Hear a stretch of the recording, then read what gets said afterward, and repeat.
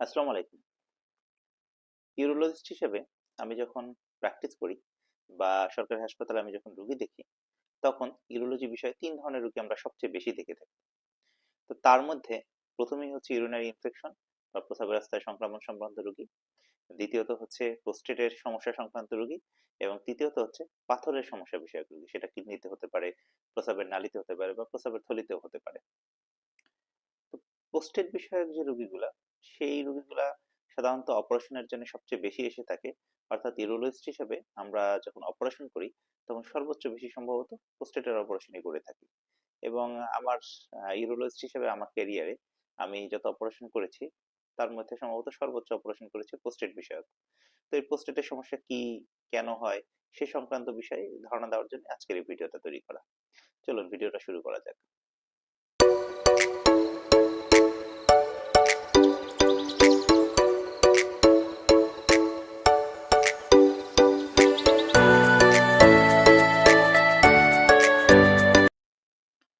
প্রোস্টেটের সমস্যা কেন হয়? সেটা জানার পূর্বে আমরা চলুন জেনে আসি যে আসলে প্রোস্টেট কোথায় থাকে? আমি মানুষের ইউরিনারি সিস্টেমের একটা ডায়াগ্রাম এখানে দেখাচ্ছি। আশা করি আপনারা পর্দায় দেখতে পাচ্ছেন। এখানে খেয়াল করবেন যে এই দুটো হচ্ছে মানুষের কিডনি এবং এটা হচ্ছে কিডনির পরে হচ্ছে প্রস্রাবের এক ধরনের নালী থাকে, যে নালী দিয়ে প্রস্রাবটা হচ্ছে প্রস্রাবের থলিতে জমা হয় এবং পরবর্তী সময়ে ইউরেথ্রা দিয়ে প্রস্রাব বের হয়ে যায়। যে পোস্টের যে গ্ল্যান্ডটা, সেই গ্ল্যান্ডটা মূলত এই যে এখানে যে প্রস্রাবের যে থলি থাকে, এই থলির পরে আপনারা দেখতে পাচ্ছেন যে এখানে হচ্ছে মেইনলি পোস্টেড গ্ল্যান্ডটা থাকে। অর্থাৎ যদি আমি একটু বড় করে দেখাই, এই হচ্ছে প্রস্রাবের থলি এবং প্রস্রাবের থলির পরে এই পোস্টেড গ্ল্যান্ডটা থাকে।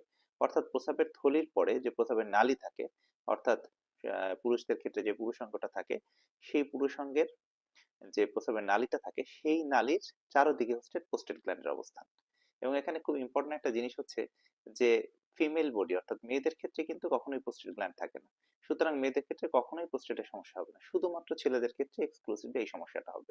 তো এখানে অ্যানাটমিক্যালি আপনি যদি খেয়াল করেন, দেখেন প্রস্রাবের নালীর চারদিকে হচ্ছে পোস্টেড গ্ল্যান্ডটা থাকে। তার মানে যদি এই পোস্টেড গ্ল্যান্ডটা বড় হওয়া শুরু করে তখন কি হবে? তখন এই পোস্টেড গ্ল্যান্ডের চারিদিকে এক ধরনের ক্যাপসুল থাকে। এই ক্যাপসুল থাকার ফলে পোস্টেড গ্ল্যান্ডটা বাইরের দিকে বড় হতে না পেরে সেটা ভিতরের দিকে চাপ দেয়। ভিতরের দিকে চাপ দেওয়ার ফলে কি হয়? এই যে প্রস্রাবের যে নালী, সেই নালীটা আটকে যায়। এই নালীটা আটকে যাওয়ার ফলে যত সমস্যাগুলো তৈরি হয়।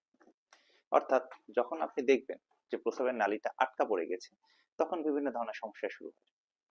তো এখন অনেকের মধ্যে প্রথমে প্রশ্ন জাগে যে আসলে এই পোস্টেড গ্ল্যান্ডটা বড় হয় কেন বা কখন বড় হওয়া শুরু করে?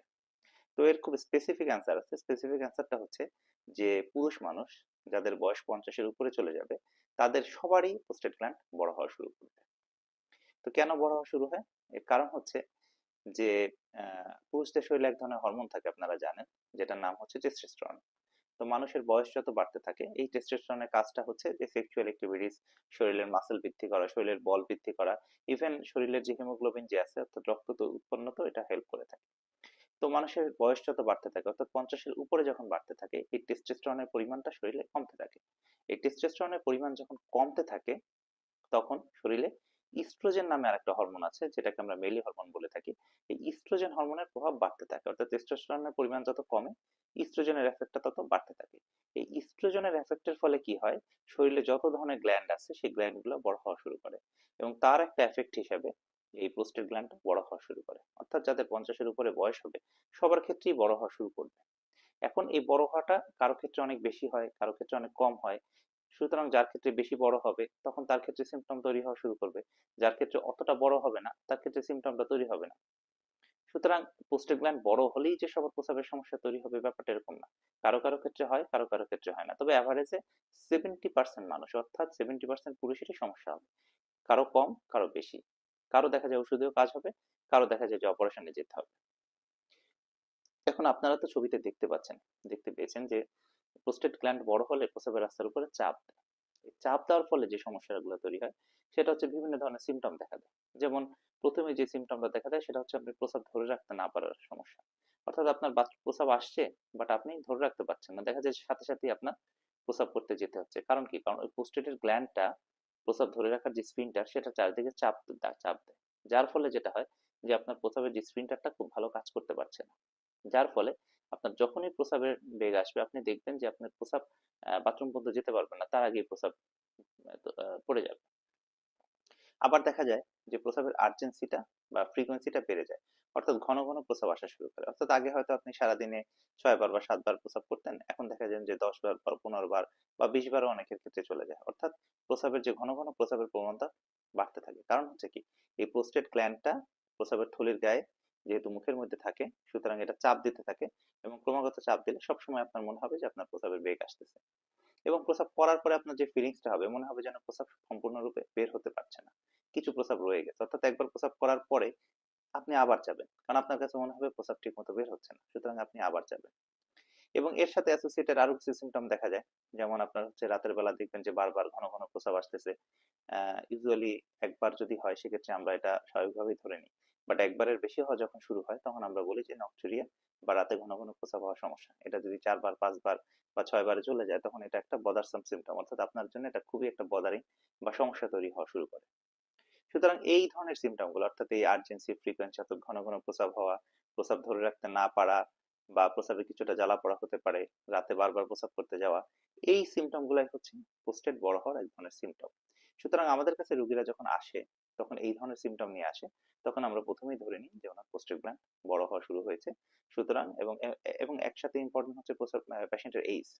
যদি আমরা দেখি পেশেন্টের এইজ যদি 50-এর উপরে চলে গেছে, এই সিমটম গুলো নিয়ে আসছে, তখন আমরা প্রথমেই ধারণা করি যে ওনার প্রোস্টেট গ্ল্যান্ডে সমস্যা হয়েছে। সুতরাং আমরা এই রিলেটেড চিকিৎসা এবং ইনভেস্টিগেশন গুলো আমরা দেওয়া শুরু করি।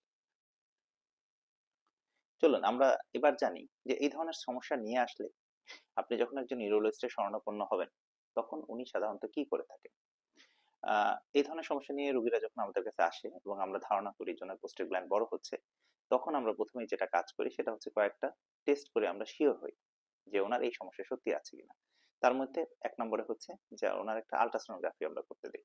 আল্ট্রাসোনোগ্রাফি করে আমরা দেখতে চাই যে তার প্রোস্টেটের গ্ল্যান্ডের সাইজটা বড় হয়েছে কিনা এবং এটাতে অন্য কোনো সমস্যা আছে কিনা, অর্থাৎ ক্যান্সারের কোনো প্রবণতা তৈরি হচ্ছে কিনা। দ্বিতীয়ত আমরা যেটা কাজ করি ইউরোফ্লোমেট্রি নামে এক ধরনের একটা টেস্ট করি। সেই ইউরোফ্লোমেট্রির কাজ হচ্ছে যে ওনার যে প্রস্রাবের রাস্তায় এটা যে চেপে ধরে আছে, সেই চেপে ধরাটা কতটা তীব্র, অর্থাৎ ওনার প্রস্রাবের যে ফ্লোটা, সেই ফ্লোটা কিরকম আছে সেটা দেখার জন্য আমরা ইউরোফ্লোমেট্রি একটা টেস্ট করি। একই সাথে সাথে আমরা ইউরিনারিমি করে দেখি কোনো ধরনের ইনফেকশন আছে কিনা এবং পিএসএ, সিরাম পিএসএ নামে একটা টেস্ট করে দেখি যে ওনার এই প্রোস্টেট গ্ল্যান্ড কি স্বাভাবিকভাবে বড় হয়েছে, সেটার মধ্যে কোনো ক্যান্সারের জীবাণু আছে কিনা। এই টেস্টগুলো করে আমরা মোটামুটি শিওর হই যে ওনার প্রোস্টেট গ্ল্যান্ড বড় হয়েছে। এরপরে আমরা সাধারণত চিকিৎসায় চলে যাই। তো এটার চিকিৎসা মূলত ২ ধরনের আছে। একটা হচ্ছে যে ওষুধ দেওয়া, আরেকটা হচ্ছে অপারেশনের দিকে চলে যাওয়া। ওষুধ যে দেওয়ার যে ব্যাপারটা সেটা হচ্ছে যে সাধারণত আমরা ইউরোম্যাক্স বা ইউরোম্যাক্স ডি জাতীয় এক ধরনের ওষুধ আছে। সেই ধরনের ওষুধগুলো আমরা দিয়ে থাকি। বাজারে এই ওষুধটাই সবচেয়ে বেশি চলে থাকে। তো এই ওষুধের কাজটা হচ্ছে কি? এই ওষুধের কাজ হচ্ছে যে উনার যে প্রস্রাবের যে প্রোস্টেট যে গ্ল্যান্ড আছে, গ্ল্যান্ডটার কারণে প্রস্রাবের যে থলির মুখটা যে বন্ধ করে আছে, সেই বন্ধ করার যে প্রবণতা সেটাকে খুলে দেয়। সাধারণত দেখা যায় যে এই ওষুধটা আমরা ৩ মাস ধরে দেই। একটা এফেক্টিভ রেজাল্ট আসতে ৩ মাসের মতো সময় লাগে। যদি এর মধ্যে কাজ হয় তো ভালো, এর মধ্যে কাজ যদি না হয় তখন আমরা সাধারণত তাকে অপারেশনের দিকে সাজেস্ট করি, বা যদি দেখা যায় কিছুটা কাজ হওয়া শুরু করে তখন আমরা বলি যে আপনি আরো কিছুদিন ওয়েট করেন, দেখেন সিমটমটা কমে আসে কিনা। ইউজুয়ালি দেখা যায় যে 70-80% মানুষেরই ওষুধেই ধরে যায়। অনলি 20% বা 30% মানুষের দেখা যায় যে অপারেশনের দিকে যেতে হয়। যাদের অপারেশনের দিকে যেতে হয় সেটা আমরা একটা অপারেশন করি, সেটার নাম হচ্ছে টিউআরপি, অর্থাৎ ট্রান্সউরেথ্রাল রিসেকশন অফ প্রোস্টেট। এটা এন্ডোস্কোপিক্যালি করা যায়, অর্থাৎ ক্যামেরা দিয়ে কম্পিউটারের মাধ্যমে আমরা এই অপারেশনগুলো করে থাকি।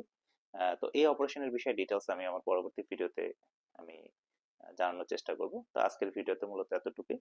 প্রোস্টেট বিষয়ে যদি আপনাদের কোনো ধরনের কোনো প্রশ্ন থাকে অবশ্যই আমাকে জানাবেন। ধন্যবাদ।